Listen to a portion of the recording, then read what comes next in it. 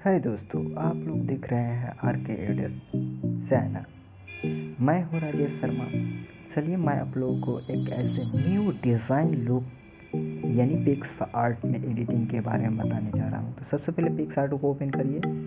Open करने के बाद प्लस वाले आइकन को टच करिए।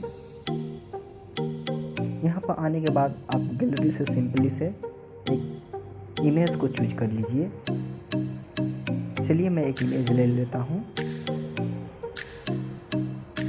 जो मेरा इमेज है उसको ले लिए मैं।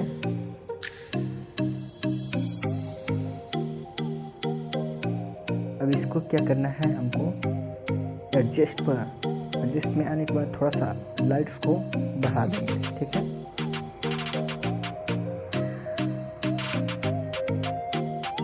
और लाइट्स बढ़ाने के बाद हमको वाइड में जाना है। वाइड में आने के बाद यहाँ पर कलर चूज कर लेंगे, ठीक है।